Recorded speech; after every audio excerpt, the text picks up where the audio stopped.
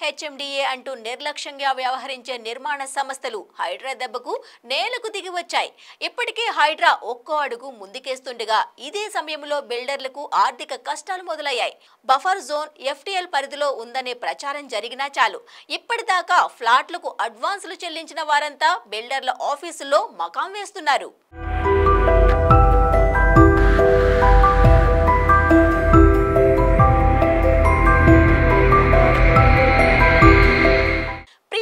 ఆఫర్లతో కొనుగోలు చేసిన వారు కూడా తమ డబ్బులు తిరిగి రాబెట్టుకునేందుకు తిరుగుతున్నారు.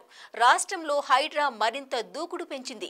అమీన్పూర్ చెరువు బఫర్ జోన్ లో నిర్మించిన భవనాలను కూల్చేందుకు హైడ్రా సిద్ధమైంది. దీంతో ఫ్లాట్లు బుక్ చేసుకున్న వారు బుకింగ్స్ రద్దు చేసుకోగా బిల్డర్లు భారీగా నష్టపోతామంటూ తలలు పట్టుకుంటున్నారు. రాష్ట్రంలో ప్రస్తుతం హైడ్రా వ్యవహారం హాట్ టాపిక్ గా మారింది. అక్రమ కట్టడాలను కూల్చడంలో హైడ్రా దూకుడుగా వ్యవహరిస్తోంది. అక్కినేని నాగార్జున ఎన్ కన్వెన్షన్ కూల్చడంతో ఒక్కసారిగా జనాలు అప్రమత్తమయ్యారు. ఇప్పటికే ఫ్లాట్లు బుకింగ్స్ చేసుకున్న వారు తమ బుకింగ్స్ రద్దు చేసుకుని డబ్బులు తిరిగి తీసుకునేందుకు యాజమాన్యాలతో చర్చలు జరుపుతున్నారు. దీంతో బిల్డర్లకు ఊహించిన షాక్ తగలగా ఏం చేయలేని పరిస్థితిలో తీవ్రంగా నష్టపోతామని తలలు పట్టుకుంటున్నారు.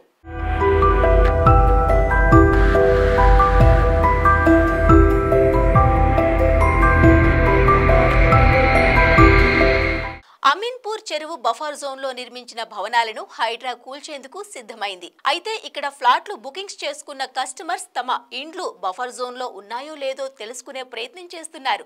బఫర్ జోన్ లో ఉంటే తమ బుకింగ్స్ క్యాన్సిల్ చేసుకోవాలని చూస్తున్నారు. దీంతో పాటు గగన్ పహాడ్ లోని అప్పా చెరువు, మామిడి చెరువు పూర్తి ట్యాంక్ లెవెల్ పరిధిలో ఉన్న అక్రమ నిర్మాణాల కూల్చివేత కార్యక్రమాన్ని శనివారం మొదలుపెట్టింది.